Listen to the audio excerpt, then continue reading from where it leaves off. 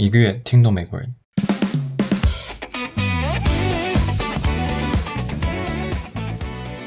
Hello, everyone, and welcome back to Everyday English Academy. I'm Sarah. And I'm Mike. Hi, everyone. It's really nice to have you here with us today. It really is. How are you doing today, Mike? I'm doing well, thank you. I'm a little tired, actually. I was in the kitchen for quite a while last night. Oh, really? What were you making? I made a big pot of soup, vegetable soup, with carrots, potatoes, onions, celery. It took longer than I thought, but it was worth it. That sounds delicious. I love homemade soup, especially when the weather gets cooler. Me too. There's something comforting about a warm bowl of soup, isn't there? There really is. And actually, that's perfect, because today we're going to talk about cooking. Yes, cooking. It's something we all do, or at least we all need to eat, right? So cooking is a big part of everyday life. It is. And it's a great topic for practicing English because we use so many common words and phrases when we talk about food and cooking. Exactly. So today, we're just going to have a relaxed conversation about cooking. What we like to make, what we don't like to make, and maybe some funny stories from the kitchen. I have a few of those. I'm sure you do. We all do, I think. So, Sarah, do you cook often during the week? I do, yeah. I try to cook most nights. Maybe 4 or 5 nights a week. It depends on how busy I am. That's quite a lot. What do you usually make on a regular weeknight? Well, I try to keep it simple. On Monday or Tuesday, I might make pasta with tomato sauce and some vegetables. Wednesday, maybe rice with chicken, or sometimes I make an omelet if I'm really tired. An omelet for dinner? Yeah, why not? It's fast, and if you add cheese and mushrooms, it feels like a real meal. That's true. I do the same thing sometimes. When I'm too tired to cook something complicated, I just make eggs. Scrambled eggs with toast or an omelet, like you said. Exactly. And there's nothing wrong with that. Not every meal needs to be fancy. No, definitely not. I think when people think about cooking, they sometimes imagine these beautiful dishes from restaurants. But most of the time, we're just making simple, everyday food. Right, and that's perfectly fine. What about you, Mike? Do you cook every day? Not every day, no. I cook maybe 5 times a week. The other days, I either eat leftovers or I order something. Sometimes I'm just too tired after work. I understand that feeling.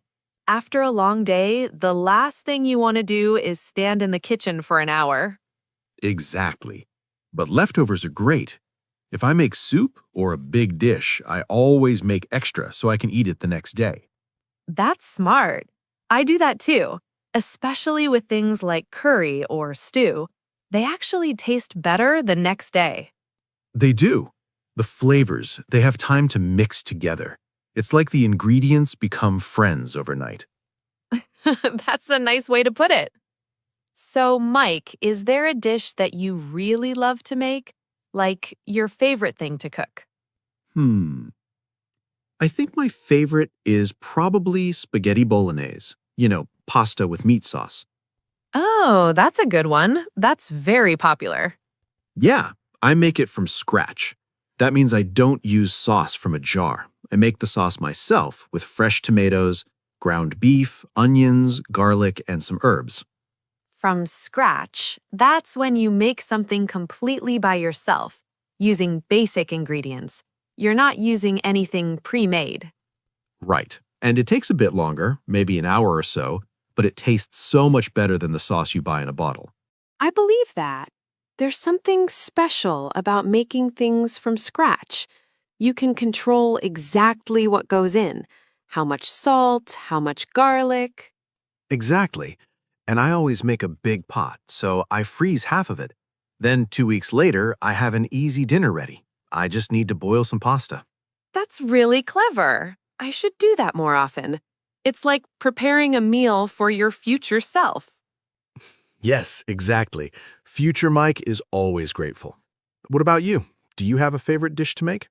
I think I really enjoy making stir fry. Stir fry? Yeah, when you cook vegetables and maybe some chicken or shrimp in a hot pan very quickly with a little bit of oil and soy sauce. Ah, yes, stir fry. That's Chinese-style cooking, right? Kind of, yeah. It's fast, it's healthy, and you can use whatever vegetables you have. Broccoli, bell peppers, carrots, snow peas, whatever's in your fridge. And it looks impressive too, like you're a real chef. Maybe a little bit. But honestly, it's not that difficult once you get the hang of it. Once you get the hang of it, that means once you learn how to do it well. After you try it a few times, it becomes easier and more natural. Right. The first time I made stir fry, I burned the garlic and the vegetables were too soft. They were like mushy. Mushy. Yeah, that happens when you cook vegetables too long. They lose their crunch. Exactly. But now I know to keep the heat high and move everything around quickly. You have to keep stirring. That's the key. Yeah, that's the trick. High heat and keep stirring. Otherwise, everything just steams instead of frying. Right. It took me a while to figure that out, but now I feel confident making it. That's great. So, Sarah, when did you start cooking? Like, do you remember the first time you really cooked something by yourself? Oh, that's a good question. I think I started cooking when I went to university. I was living in a small apartment with a roommate, and we couldn't afford to eat out every day. So you had to learn. Yeah, we had no choice. My mom gave me a few simple recipes before I left home. Things like how to make rice, how to cook chicken properly, how to boil pasta without it sticking together, basic stuff. That's sweet. Did you call her for help? All the time. I remember calling her once because I didn't know how long to boil eggs. She was very patient with me. She would explain everything step by step. That's really nice. My mom did the same thing. She taught me how to make a few dishes before I moved out. I think the first real meal I made was fried rice. Fried rice is a good one to start with. It is. You just need rice, some eggs, vegetables, maybe a little bit of meat, and you mix it all together in a pan. It's very forgiving. Forgiving. That's a good word. It means even if you make a small mistake, the dish will still be okay. Right. And if you mess it up, it still tastes decent. Maybe not perfect, but edible. That's true. Speaking of messing things up, we should talk about kitchen disasters. Oh no. Do you have a story? I have several, but there's one I'll never forget. I was trying to make chocolate chip cookies for the first time. Okay. I followed the recipe exactly, or at least I thought I did. But when I took the cookies out of the oven, they were completely flat and hard, like little brown discs. Oh no, what happened? I used salt instead of sugar. I grabbed the wrong container. Oh no, that's terrible. It was. They were so salty, we couldn't eat them. I had to throw the whole batch away. That must have been frustrating. It was. I felt like I wasted all that time and all those ingredients. But you learn from mistakes, right? Now I always taste the ingredients before I add them, just to be sure. That's smart. I have a similar story. I was trying to bake a cake for my sister's birthday. Oh, what happened? I followed the recipe exactly, or at least I thought I did. But when I took the cake out of the oven, it was completely flat, like a pancake. It didn't rise at all. What went wrong? I forgot to add baking powder. Baking powder is the ingredient that makes cakes rise, makes them fluffy and tall. Without it, the cake just stays flat. Ah, so it was like a very thick, dense thing. Exactly. It tasted fine, but it looked terrible. My sister laughed so hard when she saw it. At least she had a sense of humor about it. She did, and we ate it anyway. It was more like a very thick cookie. We put some frosting on top and pretended it was supposed to look like that. That's a good attitude. I think everyone has a story like that. I once made soup and I added way too much salt. Oh, that's the worst. You can't really fix that, can you? No, you can't. I tried adding more water, but it was still too salty. In the end, I had to throw it away. It was such a waste. That must have been frustrating. It was. I felt like I wasted all that time and all those ingredients. But you learn from mistakes, right? You do. Now I always double-check the recipe before I start. I read it 2 or 3 times to make sure I understand all the steps. That's a good habit. I do that now too. And I measure everything carefully, especially when I'm baking. Baking is very precise. If you're making soup or stir-fry, you can add a little more of this or that. It doesn't matter so much. You can adjust as you go. That's true. Baking is like science. You need the right amounts, the right temperature, the right time. Everything has to be exact. Which is probably why I don't bake very often. I prefer cooking where I can be a bit more flexible. Fair enough.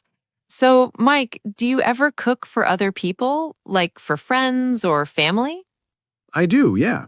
I enjoy cooking for others, actually. It feels nice to share a meal with people you care about. It does. There's something really warm about that. When do you usually cook for others? Sometimes on the weekend, I'll invite a few friends over for dinner. Nothing fancy, just pasta or maybe that bolognese I mentioned earlier. Or sometimes I'll make a roast chicken with vegetables. That sounds lovely. And do they help you cook, or do you do everything yourself? It depends. Sometimes they just sit at the kitchen table and talk to me while I cook. We have a glass of wine, we chat. It's very relaxed. That sounds nice. Other times, someone will offer to help. They might chop vegetables or set the table. It makes the whole thing feel more communal. Communal. That means shared, like everyone is participating together. Right. It's not just about the food, it's about the whole experience of being together. Exactly. I like when people help. It makes cooking feel less like work and more like spending time together. Exactly. It becomes an activity we do together, not just something I do for them. Right. I remember when I was younger, my whole family would get together on Sundays. Get together means we would meet and spend time together, usually at my parents' house. That sounds lovely. It was. And my mom would cook a big lunch, roast chicken, potatoes, salad, vegetables, everything. The table would be completely full of food. What was your favorite dish that she made? Probably her roasted potatoes. She would make them crispy on the outside and soft on the inside. I still haven't figured out how she does it so perfectly. Some things are like magic, aren't they? My dad makes the best scrambled eggs, and I've tried to copy him so many times, but mine never tastes quite the same. Maybe it's not just about the technique. Maybe it's about the memories and the feeling. That makes the food taste special. That's a nice thought. I like that. And sometimes my dad would help my mom in the kitchen. They would talk and laugh, and we could smell the food cooking. It made the whole house feel warm. Those are special memories. They are. And now, when I cook for my own family or friends, I think about those Sunday lunches. It's not just about eating. It's about being together, sharing stories, laughing. I completely agree. Food brings people together in a way that nothing else really does. It really does. Even if the food isn't perfect, people appreciate the effort you made. That's true. I think people care more about the thought and the time you spent, not whether the sauce is exactly right or whether the chicken is perfectly seasoned. Exactly. It's the gesture that matters. Right. So, Sarah, if someone is listening right now and they don't cook very much, what would you say to them? What advice would you give? I would say just start with something small. You don't need to make a fancy meal. Pick one simple dish and try it. Like what? Maybe scrambled eggs and toast for breakfast. Or boiled pasta with butter and cheese. Something that only has a few ingredients and a few steps. And once they feel comfortable with that, Then they can try something a little bit more complicated. Maybe add some vegetables to the pasta. Or make a simple tomato sauce with canned tomatoes, garlic, and olive oil. step by step. That's a good approach. Exactly. You get the hang of it slowly, gradually. And the more you cook, the more confident you become. That's really good advice. I think a lot of people are afraid to try because they think they'll make mistakes. But mistakes are part of learning. My salty cookies, your flat cake, these things happen to everyone. They do. And honestly, even now, things don't always turn out perfectly. Turn out. That means how something ends up, how it results. Like, the cake turned out well, or the soup didn't turn out the way I wanted. Right. And that's okay. Not every meal will be amazing. Some will just be fine. And that's good enough. Absolutely. The important thing is to give it a try.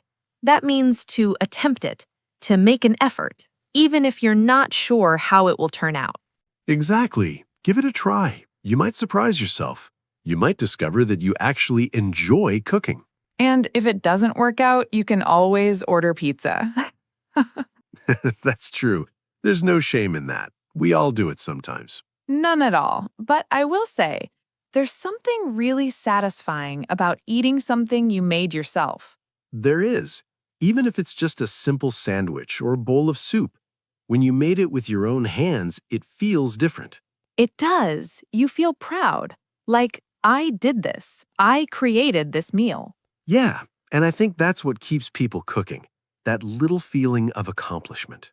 You do. And over time, you build up a collection of dishes you know how to make. Your go-to meals. Your go-to meals, those are the dishes you make often because you know them well and they always work. They're reliable. Right. For me, it's omelets, fried rice, and roasted chicken.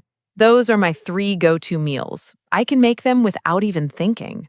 Mine are probably pasta, soup, and stir-fry. Simple but reliable. Reliable is a good word for it. You know what you're getting. There are no surprises. Exactly. And once in a while, maybe once a month, I'll try something new, a recipe I saw online, or something a friend told me about. Once in a while. That means occasionally, not often. Maybe once every few weeks or once a month. Right. I don't try new recipes all the time, but once in a while it's fun to experiment. It keeps things interesting. Same here. Last month, I tried making homemade pizza for the first time. Oh, how did it go? It was actually pretty good.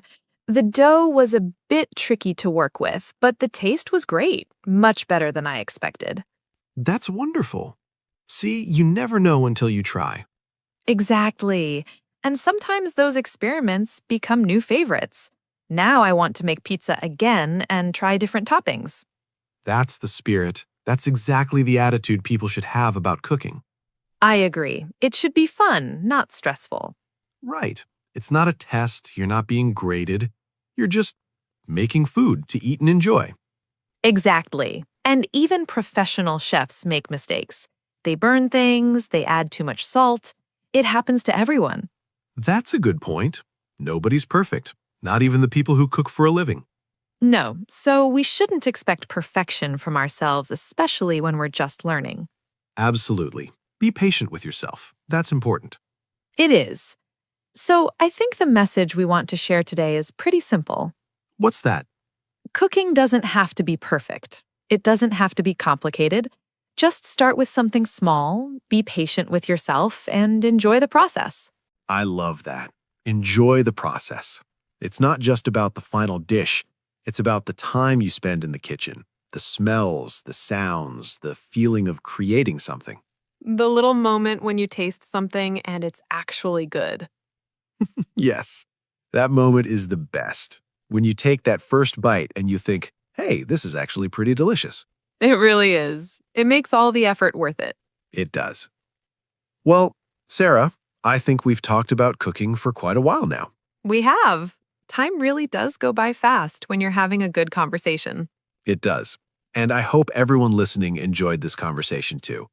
I hope you found it helpful and maybe even inspiring. I hope so too. And maybe you'll try cooking something new this week. That would be wonderful. It doesn't have to be anything big, just something small, something you feel like making, even if it's just a simple pasta dish or a bowl of soup. Exactly. Start small and see how it goes.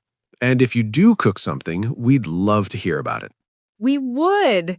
You can leave a comment and tell us what you made, or tell us about your favorite dish to cook. Or maybe share a funny kitchen disaster story. We love reading your comments. It helps us feel connected to you, and it helps us understand what topics you're interested in. It really does. So please share your thoughts with us. We read every comment. And if you enjoyed this episode, please subscribe to Everyday English Academy. Yes, subscribe so you don't miss our future conversations. We have so many more topics we want to talk about with you. Next week, we might talk about shopping or hobbies or travel. Lots of interesting conversations coming up. And if you found this helpful, give it a like. It helps other people find us too, which means more people can improve their English. Thank you so much for spending this time with us today. It really means a lot to us that you're here. Thank you. We really appreciate you being here and listening to us talk. Take care of yourself, and we'll talk to you again very soon. Until next time, happy cooking Happy cooking, everyone. and happy learning.